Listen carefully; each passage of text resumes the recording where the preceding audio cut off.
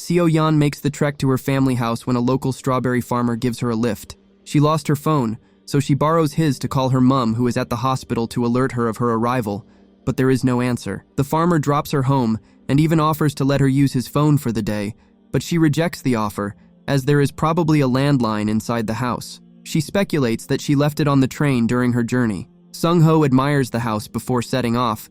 The young lady proceeds into the house to find letters piled at the front door. She tidies up the place since no one has stayed there in some time. Seo-yeon looks for the house landline and calls her number, hoping someone has found the phone. A man picks up and confirms to have the phone, but a voice in the background suggests they ask for money, so he asks for reward money before handing it up. She tries calling back, but it goes straight to voicemail. Seo-yeon later uses a Find My Device tool to look for it. When the landline rings again, she quickly rushes to pick, hoping the phone kidnappers have had a change of heart. However, a woman is on the other side of the phone frantically talking to someone called Sun-hee about being locked inside the house by her mother. When Seo-yeon alerts her that it's the wrong number, the woman cuts the call. She later goes for a consultation at the hospital regarding her mum's health, where it's revealed that she has a brain tumor, and the operation to remove it is quite costly. She joins her mother, who has already signed up to her fate, so she has prepared the monthly life insurance payments for her daughter. Seo-yeon gets angry when her mother wants to be buried next to her deceased father because the young lady doesn't feel like she deserves it. The thought of it makes her storm out of the hospital to her father's grave to pay her respects. She comes home to meet the phone ringing and rushes to it to find the same woman calling Sun-hee to come help, as a woman whom she refers to as mother is trying to kill her. The unknown caller gives her address before angrily hanging up, but Seo-yeon realizes that it's the same as the one she's currently staying at. She finds it odd but thinks nothing of it and dozes off on the couch. Later that evening, the falling of the picture frame wakes her up. The young lady tries to anchor it back, but discovers a hidden passage behind the wall. She makes her way down, where she finds a basement with a teddy bear sitting on a chair and a box in the corner with some shaman memorabilia and a diary. The daily log as an entry on the 27th of August, 1999, detailing some sort of abuse to do with fire. She carries on flicking through, and a picture of a young lady falls out. The following day, she sends it to Sung-ho to get more information on her. He identifies her as Young-suk and alerts her that the lady's mother was a shaman, which explains the other things in the box. They were the previous owners of the house. The strawberry farmer changes the topic and evades Seo-yeon's questions, claiming he doesn't remember since it was in the 90s. She takes the hint and leaves, but realizes that the picture was taken on November 26, 1999. On her way home, she spots Sun-hee's store and makes a mental note of it. Back home, she stands at the opening of the basement when an incoming call startles her. When she picks up, the lady on the other side begs for help from Sun-hee. She claims that her mother is trying to set her on fire. She listens horrified as the girl gets dragged away into a basement. Things switch, showing the mother preparing to burn the girl. Seo-yeon ends the call and begins closing her curtains. Simultaneously, the girl fights her mother as she tries to escape, causing them to drop the torch. The smoke and fire from their altercation starts to appear before Seo-yeon. The next day, she receives a call again from the girl who berates her for not coming to her aid the previous night. Seo-yeon is more interested to confirm if her address is the one she disclosed. She figures the girl on the line is Young-suk. Seo-yeon explains that she has a picture of her which was taken on the 26th of November. Young-suk is confused because the date is 18th November 1999. Things get even stranger when Seo-yeon reads a part from Young-suk's diary that she wrote the previous day. Young-suk suspects that she is being watched, but Seo-yeon alerts her that they might be living in the same house. Just as Young-suk hangs up, she quickly checks significant events which happened on 18th of November 1999 and informs her of a plane that will crash that night. That evening, she has dinner but is reluctant to eat the food whilst watching the TV. Her mother prompts her to eat faster. She threatens to send Young-suk back to the psychiatric ward, where she will have the same fate as her biological mother. She begins to eat the food like a wild animal, so the lady grabs her by the hair, stating her behavior is a result of bad feng shui. Meanwhile, the news reports on the aircraft crashing, which shocks Young-suk. The following day, she calls Seo-yeon wanting to know how she knew the crash would happen. They live in the same house but are years apart from each other. The phone bridges time and space, allowing them to talk in real time. The two girls formally introduce themselves before Seo-yeon comments on Young-suk's love for a particular band based on the pictures in the diary. She begins to play songs from that band's later music catalog. She also informs her about smartphones, among other things, from the future. Things start to get deep when they talk about their issues. Young Suk reveals that her mother believes she's cursed with bad fortune along with brutal and atrocious fate, so she locks her up in the house, blocking all interaction with other people. She reveals that her real mother is dead, and the woman whom she refers to as her mother is actually her auntie. This prompts Seo-yeon to disclose that she lost her dad when she was younger. It was caused by a fire because her mother forgot to turn the gas off. Young Suk ends the call when she hears her auntie approaching the room. The following day, the shaman removes the talismans and packs all the exorcism-related things in a box. Later on, a realtor brings a younger Seo-yeon and her parents to the house for their first viewing. The auntie reluctantly introduces them to Young Suk. She steps out and Seo-yeon gets frightened by her appearance. Young Suk recognizes the name and calls future Seo-yeon to allow her to listen to her father's voice, which gets her emotional. With a sinister smile, Young Suk proposes her idea to bring her dad back to life. On the day of her dad's death, Young Suk sneaks out of the house and makes her way to Seo-yeon's place, where her mother leaves the house with the food on fire and her husband sleeping. Young Suk grabs the hidden house key and unlocks the door. Simultaneously, Seo-yeon's phone is suddenly with her, and her scar from the fire incident starts to disappear as the future changes before her eyes. She comes out of her room to the house looking completely different. She makes her way to the garden where she sees that her mother is not sick and her dad stands before her alive. With tears in her eyes, she hugs him. Seo-yeon later calls and thanks Young Suk for saving her dad, but Young Suk is surprised and intrigued that it worked. Over the coming days, Seo-yeon enjoys her time with her parents and also grows her bond with her friend from the past. She plays future songs by her favorite band on the phone for her to record on cassette tapes. One day, Young Suk calls Seo-yeon, but she's happy enjoying her dad's company, so she pleads to Young Suk to allow her to finish what she's doing, and she'll return the call. A couple more days pass, and Young Suk calls again, but there is no answer, so she gets frustrated and slams the phone down before walking away while it still rings. Some gummy bears with only their heads eaten litter the table.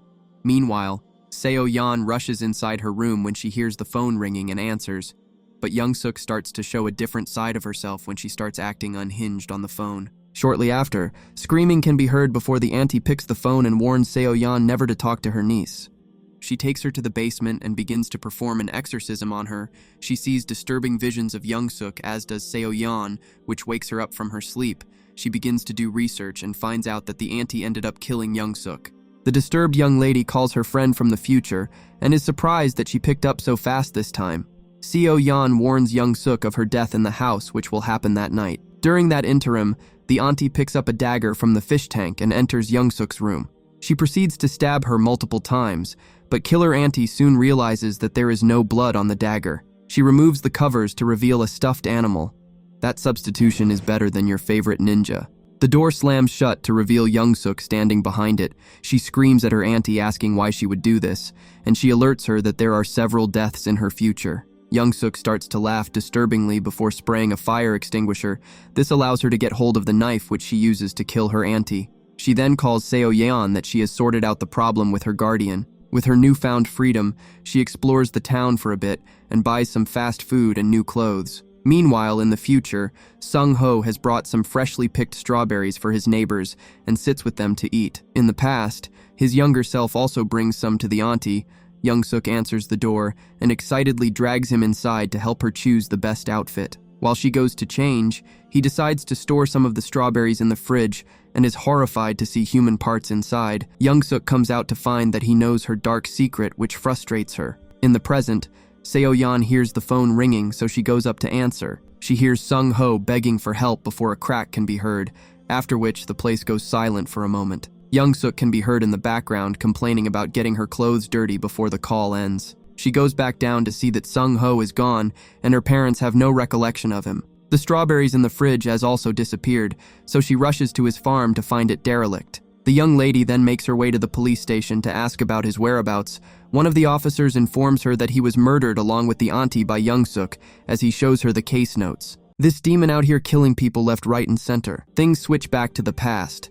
The police come to investigate the farmer's disappearance. Young Suk's story doesn't add up when they question her, but they leave without incident. She quickly calls Seo-yeon, who confronts her about the murders, but she tries to deny it till Seo-yeon not very intelligently reads a newspaper article stating that she spends her life in prison for the murders. Young-suk wants Seo-yeon to find out the evidence the police used to prosecute her and reminds her of how she saved her dad. She starts getting nasty when it seems like Seo-yeon is reluctant to help. She insults her for being ungrateful. Meanwhile, at the police station, Young-suk's psychiatric report comes through, and she's diagnosed with both antisocial and borderline personality disorder. Seo-yeon is now terrified, so she unplugs the phone.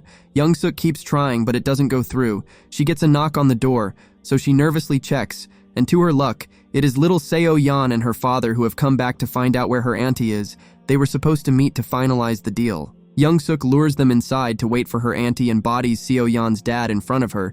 She blames the weeping kid for not picking up the phone. Simultaneously in the future, Seo-yeon's dad decides to show her how to drive to cheer her up as they enter a tunnel. He starts to disappear before her eyes as she screams, while everything in the future has changed again. She wakes up carless in the tunnel and already knows what's happened, so she quickly rushes to the house, which is now abandoned. She picks up the phone where Young-suk alerts her that she did indeed kill her dad, and she has her younger self hostage. Seo-yeon has 1 hour to find out how the arrest happened, or she'll kill her mum too. Seo-yeon gets frustrated, so she uses her advantage of technology and being in the future to do some research. She finds out about a place that exploded, so she tells Young-suk to go to that location to find the evidence that was used to incriminate her, in the hopes that Young-suk will die in the explosion. However, Young-suk survived and makes her way back to the house knowing full well that Seo-yeon tried to body her, so she pours hot water mixed with herbs on little Seo-yeon, which causes the older one to also feel it. As a result of the burn, she quickly rushes to the police station where she finds out and alerts Young-suk that it was the dagger that implicated her. It was found by a scrap collector who sent it to the police. She tracks down the guy and retrieves the dagger before burning the evidence. The details of her capture start to disappear from the police records as the future changes again. The house is back in use, but it is full of fridges. Seo-yeon runs out as a lady makes a call warning someone that they might get killed. She decides to go back when she sees the police notebook update. Meanwhile, in the past, Seo-yeon's mother goes to the police station to report her husband and daughter missing. She states that the house was their last known location. One of the officers that went there earlier decides to go with her to do a quick search where they find little Seo-yeon's hair tie. They ask to use the phone, but Young-suk lies that it doesn't work, but the mother picks it up and confirms that it does. She makes a call, and it goes to Seo-yeon in the future, who has managed to find the phone. As she warns her mother to get out of the house, Young-suk kills the police officer and requests for the phone. In the future, Seo-yeon gets hit over the head by older Young-suk, and both mother and daughter fight for the phone in their respective timelines. They manage to lock themselves into a room where they call each other. Seo-yeon instructs her mother to grab something to defend herself, but the cries of her little daughter's voice lures her out. Young-suk launches her attack on the mother. Future Seo-yeon can only see the windows shatter and blood splatter as they fight inside the room. The mad girl emerges, and as she prepares to attack little Seo-yeon, her mother comes out of nowhere and knocks her off to the ground floor along with herself. They lie there unconscious. Meanwhile, an older Young-suk breaks into the room on her side, and just as she's about to attack, she disappears. Older Seo-yeon rushes to the hospital, but her mum is not there. She goes to the police station, but gets nothing either. The lady makes her way to the cemetery where she sees her dad's grave and starts crying. Her mum appears and starts complaining about her not picking up her cell phone as she put a scarf on her daughter. Seo-yeon notices the scars all over her mother's body from fending off Young-suk in the past. The two of them happily leave the cemetery when suddenly her mother disappears. Turns out that older Young-suk called her younger self to warn her that she might get killed due to the appearance of Seo-yeon's mother and the cop at the house. With this information, Young-suk makes sure she doesn't die from the fall. This changes things to the final future where Seo-yeon's mother is dead, while Seo-yeon has been held captive by Young-suk indefinitely. Looks like her auntie was not the crazy one after all. That brings the movie to an end. The next movie is called See For Me. A blind Sophie uses paper clips to pick items of clothing from the wardrobe to pack into a suitcase. In the background, the TV plays a skiing competition, but she turns it off with an annoyed look on her face. The young lady's room is full of skiing trophies she won from the time she could see. Sophie grabs her bags and proceeds to quietly navigate through the house to the front door. As she prepares to leave, her mother catches her red-handed, but she explains that she got another house-sitting job. Her mother offers to drive her, but Sophie has already booked a cab. She suspects that her daughter has a sugar daddy, or is doing OnlyFans as she saw a deposit that was 3 times the amount she was supposed to be paid. Sophie assures her that it was a tip from wealthy house owners for doing a good job. Luckily for her, the taxi comes to the rescue. She says her final goodbyes before leaving. Shortly after, her mother calls to inform her of an email she sent about this new app that can help her. Sophie pretends that the network is bad just so that she can end the call. She finally reaches the mansion. The driver removes her bags and offers to help her get to the front door, but she refuses, only wanting him to point her in the right direction. From her behavior, she doesn't like people's pity. The house owner Deborah comes out to welcome Sophie before pleading with the taxi driver to wait for her. Deborah follows her inside and quickly tries to get her orientated around the home because she's running late for her flight. She gives her the security system code and introduces her to her cat. As she finishes her final packing, she discloses that the trip is to celebrate her divorce that has been finalized. Deborah tries to show her a few more things, but Sophie is confident that she can find her way around. Not wanting to offend her, Deborah quickly leaves. Sophie immediately baits the cat over with some snacks and puts a sensor on the collar and pairs it with her phone so that she's aware of its location. She then video calls her friend Cam to show him the house. As she navigates through it, he acts as her eyes, telling her the layout. She makes her way down to the lower floors, which are home to the greenhouse, the electrical room, and the wine cellar. The connection cuts for a moment, but she enters the cellar and picks a bottle of wine for Cam to inspect. She asks him to Google the price for her. He confirms that it's $4,500 and orders her to put it back, but she says that the owner is not really going to notice. The guy complains that the stealing is making him feel guilty because he's the one that helps her sell it. He only helped at first because he thought that she needed the money. Cam threatens to end the call if she doesn't put it back, which somehow leads to a little argument about skiing. Sophie promises to put it back before ending the call. She later does some email spring cleaning by listening to and deleting unwanted emails. She comes across her mom's email and listens to the description. The app is called See For Me, and it connects the blind or visually impaired to a sighted helper via live video call if visual assistance is needed. Sophie deletes the email before it finishes explaining and begins to make her way out for a smoke when she gets a call from Deborah. The homeowner would like to activate the home alarm with Sophie given her visual challenges. The home sitter makes her way to the alarm and enters the number code. The sound of it activating puts Deborah at ease. Sophie continues on her quest for a smoke break and eventually reaches outside, but the alarm activates and locks the doors automatically. She stops herself from calling Cam and dictates her phone to download the See For Me app. Shortly after, she's connected to an assistant who calmly tries to direct her to where the handle is, but Sophie cuts her off as that's not her challenge. She explains that the door is locked. The assistant's suggestions are not very helpful, so she switches to the next available helper. Kelly plays some online games on her PC when the call from the app comes in to interrupt her. Sophie explains the situation to her. She's a lot more practical as she directs her around the house to try to find any unlocked doors or windows on the ground floor. They come across a sliding glass door. Kelly instructs her on how to shake it open, and it works, but this triggers the house alarm. The assistant guides her as she scrambles across the house to deactivate it. The two joke around about her aiding a blind thief to break into the house before ending the call. The app prompts her to save Kelly as propriety aid, which she does. Later that night, she listens to some videos on how blind people can ski with a visual aid. The woman misses her days of riding down the hills competing, and after a stressful day, she decides to get some rest. Meanwhile, Otis from outside watches the house and radios his partners that the coast is clear as they pull up in a van. Ernie and Dave unlock the door and quickly deactivate the alarm before it beeps for too long. They quickly set up their workstation. Sophie is woken up by the sound of their movements, so she puts on a pair of pants to go investigate, thinking that it might be the cat. She sends a signal to the monitor, causing it to beep. Sophie makes her way to the living area, exactly where the intruders are. She signals the monitor again.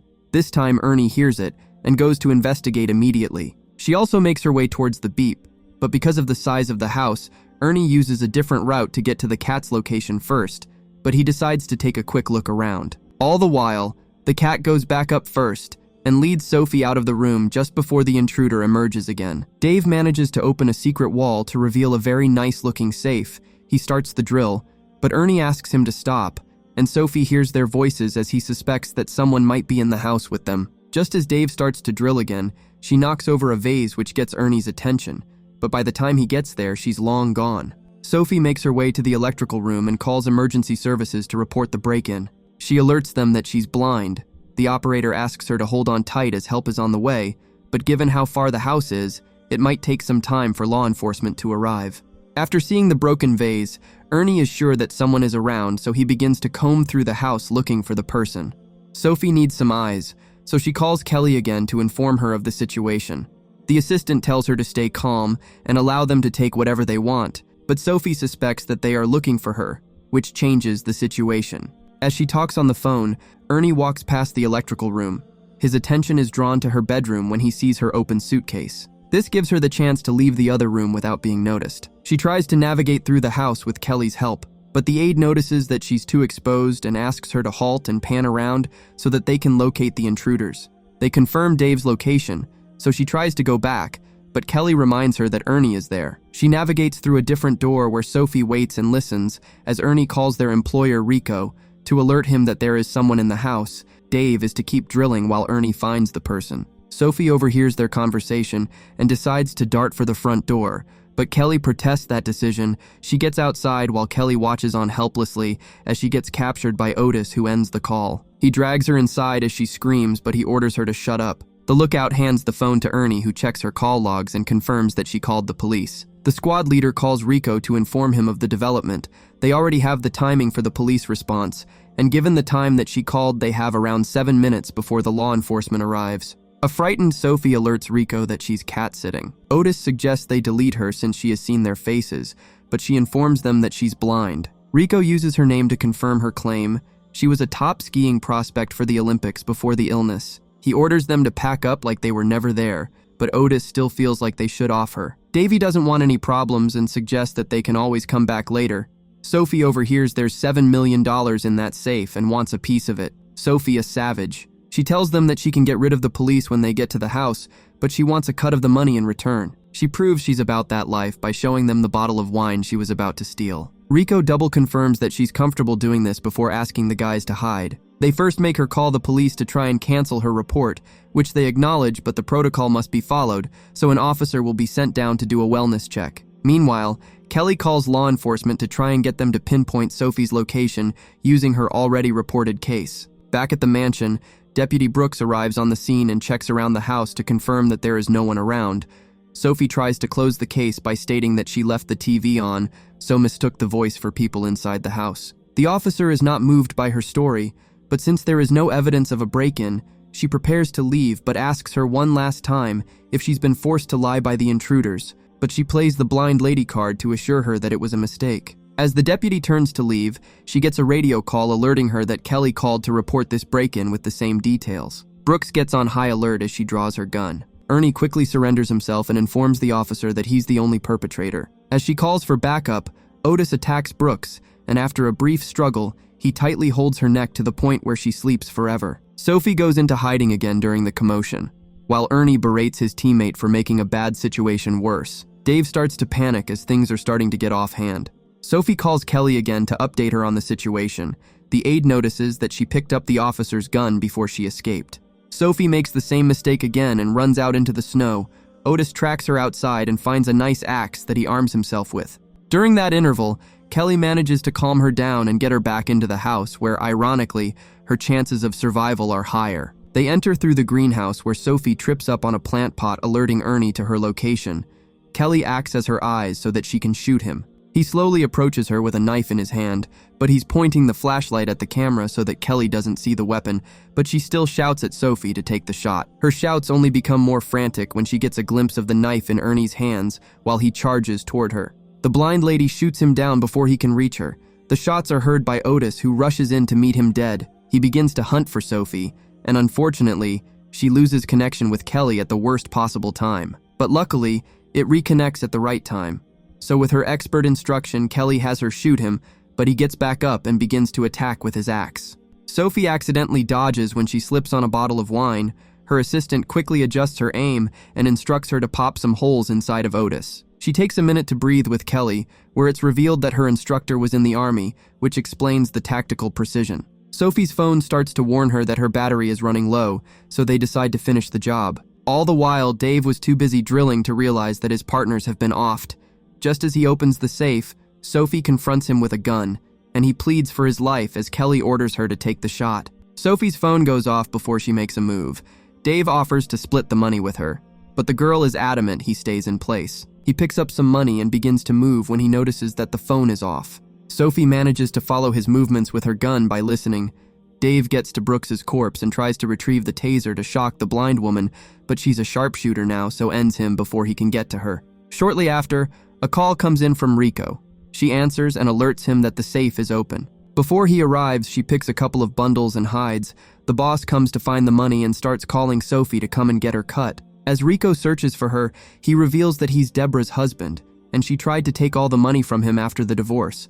But since it's illegally earned money, he can't take her to court about it, so he was forced to send the guys to come to take it. He makes an emergency call to the police, making himself sound like a victim.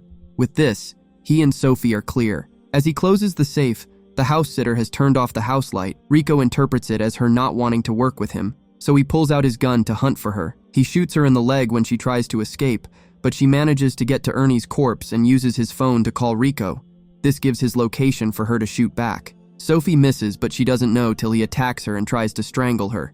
She hits him across the head with a wine glass and then finishes him off with the broken pieces. The police cars can be heard arriving just as she crawls away from Rico. After a brief stay at the hospital, Sophie is discharged but is still wheelchair-bound from her injuries. She alerts her mother that she wants to ski as a Paralympian. Her mom alerts her of the costs, but she clutches onto her bag as she says it's taken care of. She later video calls Kelly when she's fully healed, standing on top of the hill ready to ski with Cam, as she has a second chance to fulfill her dreams, bringing the movie to an end. The final movie is called Primetime. Sebastian has the last pulls of his cigarette before entering the building of a TV studio. Inside, the producers of the network frantically prepare for the special broadcast. It is New Year's Eve 1999, and they want to welcome the new millennium with a bang. Meanwhile, Sebastian sits in the lobby studying the movements of people. He spots his target and makes his move when the coast is clear. Back on set, Mira rushes in late, disrupting the final rehearsal. She begins to undress while asking the presenter to remove her clothes. Laura, who is one of the producers, goes over to hear what she has to say. Mira apologizes for her lateness, explaining she got caught up in a New Year's Eve rehearsal, but downplays it when the producer starts to complain. She assumes that the lady in her dress is some kind of punishment, but Laura corrects her, saying that's her replacement. Mira laughs it off and tells the woman to undress, after which she storms off in a rage. They quickly put the final touches on her just before they go live. As they broadcast, Sebastian makes his way through the corridors with a guy named Grzegorz, who happens to be one of the security guards. He uses him to gain access into the main stage, as Mira calls the winner of the call-in contest. The cameramen try to warn them that they are live as they inch closer into the shot. Sebastian suddenly pulls the gun on the cameramen, which makes them back off. He pushes Grzegorz to one side as he walks straight onto the set, pointing the gun at Mira. Laura orders them to cut the live feed before things escalate. Sebastian starts to address the camera, thinking it's still rolling, while Mira begins to admonish Laura for allowing the interruption. She tries to walk off set, but the gunman stops her in her tracks, asking her if they are off air. With a gun in her face, she seems to have drank a glass of humble juice and has now dropped the diva act. He orders the presenter to get the cameras working again, but she explains that it is only the people in the control room who can do that. Sebastian instructs Grzegorz to handcuff himself to Mira before sitting them down. While all this is going on, the contestant is still on the phone wondering if they have won.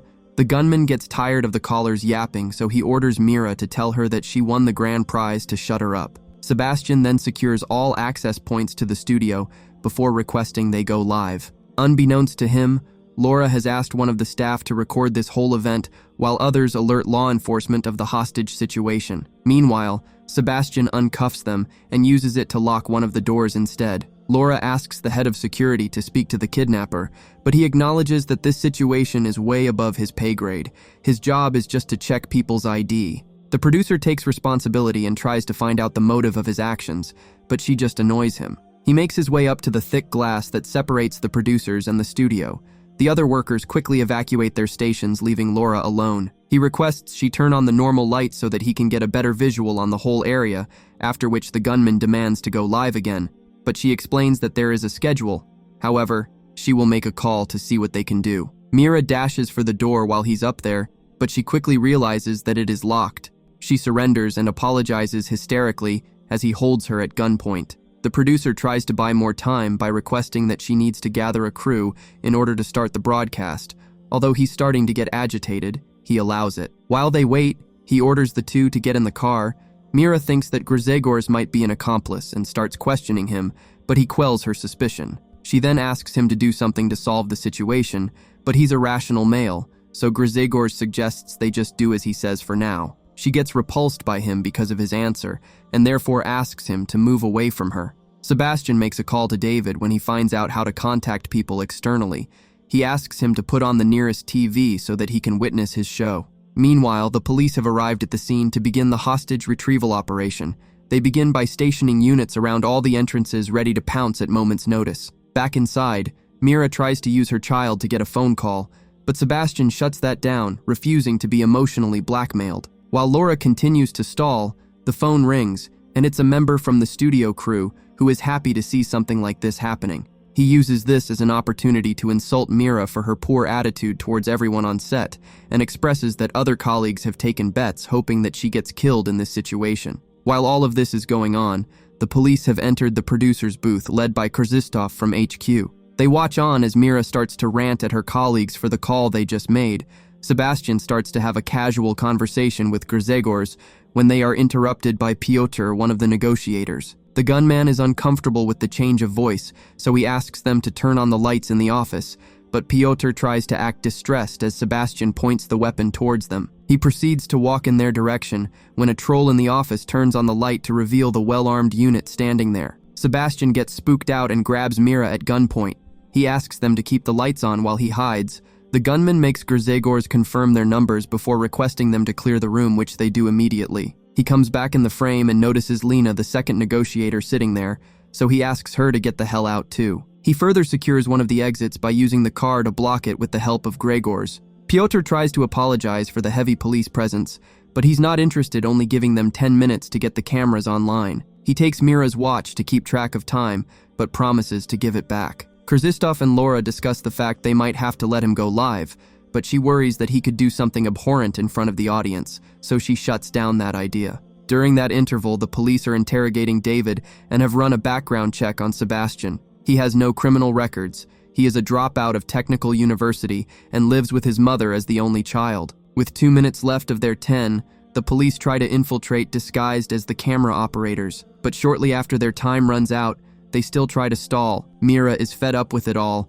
and reveals that she knows how to operate the camera since she has been working in the industry for over 15 years. She begins to frame everything while explaining to Sebastian, with everything set up, the gunman is ready to go live. They try to further stall time by informing him that there is no one around who can give that authorization. The guy gets a little annoyed and threatens to shoot Grzegorz as Piotr begs for him to stop. Piotr alerts him that only the chairman can give the green light and promises to get him on site as soon as possible, but it may take a while. Piotr tries to give Sebastian a way out, informing him of a law that states that if he frees the hostage safely, then he will not be punished, but he does not fall for it after making the cop state the rest of the laws in that section, which reveals that he could still be jailed. But Piotr tries to convince him that the first law he stated still stands in this case. The gunman responds by asking them to choose one of the hostages. Both hostages try to play the sentimental card that they have children in order for them to get chosen, but the police choose Mira. It doesn't really amount to much since he's not letting her go. The gunman orders everyone to be quiet till the chairman arrives. Meanwhile, Krzysztof is getting frustrated, but Lena explains that it is common protocol to make the perp think that he's on top and in control. They arrive at one of the entrances to meet a unit clearing the space in case they need to perform a breach. The police later surprise Sebastian by allowing his father to talk to him. When he hears his voice, he doesn't believe it, so he asks him to stand up so that he can get a visual confirmation. He comments on how his life must be good because he has put on weight. This insinuates that they have not seen each other in some time. So, this interaction is about to be on some Jerry Springer level. Sebastian tells him to go home as his dad pleads for him to stop, but he carries on sarcastically asking him if he is proud that his son is going to be on TV. He orders his father to go home and watch it with his new little family. Papa is not so happy that he's revealing their dirty laundry and starts to get angry. Krzysztof has had enough of how Piotr is mediating the situation, so he asks him and everyone else to get out. He prompts the father to keep talking, to which he does. He starts to bully his son about his past speech disorder, and he predicts that he will choke if he was given the opportunity to go live. Grzegorz gets fed up with the verbal abuse and decides to stand up for his kidnapper, but Sebastian calms him down. This causes Sebastian to start showing some of his past symptoms. He stutters over his words as he reminds his dad of a comment he made about him being broken. His father ends the conversation stating that his son will get abused in jail. The police cut him off and escort him out. What a savage. Laura scolds Krzysztof for allowing such an interaction to happen. Meanwhile, Sebastian moves his hostages out of sight, which agitates law enforcement a little. Lena, who has now been put in charge of communicating, pleads to see them, so he points the camera to show them. He then directs it inside the office to get a better look at the police. He orders Lena to stand up and then proceeds to ask her some personal questions about her insecurities, among other things. While he's distracted, Krzysztof orders one of the units to start drilling as they play loud music in the studio. He figures out what they are doing and reveals that he might have a homemade bomb in his bag, which causes them to quickly stop and evacuate the building. The police also retreat to a safe distance as the siren blasts through the place. Mira frantically knocks on the window wanting to leave and starts to lose it when it looks like she's going nowhere. Meanwhile, the officers secure a room downstairs to make their base of operations. Grzegorz collapses suddenly. Sebastian rushes over to help him and leaves his gun on the floor. Mira contemplates picking it up, but she decides to leave it. The guard eventually regains consciousness to his kidnapper's relief. Back downstairs, they quickly set up their equipment so that they can communicate with Sebastian. With the place now radio silent, the three inside the studio relax as they pass a smoke between each other. They start to mess around and bond a little. All the while, the chairman has arrived and addressed the media on the situation. Law enforcement have managed to restore communication with the studio. Sebastian overhears that the chairman is in the building, so he requests that they put him on air after the president's speech is over. Mira alerts her kidnapper that they are aware of the length of the president's speech because it is pre-recorded, so they should be able to give him a precise time that they can go live. The presenter starts to act scared and panicky before she makes a call to their competitors to give them the scoop. This would give Sebastian the opportunity to voice his message. I think she's suffering from Stockholm Syndrome. This forces the studio's hand. They promise him that they will go live, so he should prepare. His hostages are willing to help him set up. Mira even applies powder and combs his hair to make him look more presentable. Mira proceeds to introduce him, while Grzegorz confirms that they are not live. Sebastian grabs the presenter at gunpoint, but the light suddenly goes off as the police are attempting a breach. Mira makes a dash for the door, but the gunman blocks her, which causes her to fracture her hand. The lady's screams can be heard by everyone. Krzysztof is left with no other option but to call the raid off. Lena tries to find out what happened, but the gunman just blames them instead. He orders the guard to get the first aid kit, but there is nothing inside. Krzysztof makes his way down unarmed and pleads with Sebastian to allow him to take Mira for medical attention, to which he agrees. Grzegorz helps him escort her before returning back. Sebastian realizes that things are coming to an end, so he decides to release Grzegorz too and gives him Mira's watch to return to her. The guard confesses that he actually doesn't have kids, he just wanted to survive. The gunman takes one last smoke before the chairman offers him a chance to record his message as a consolation. Sebastian burns his script before putting the gun to his head. He pulls the trigger multiple times to prove that there was never bullets inside. The police breach the studio and brutally apprehend him. Later, the officers take their various evidence from the crime scene before they start cleaning. Grzegorz casually takes his bus home, while a beaten-up Sebastian is transported to the police station. Let us know below what you think his message was.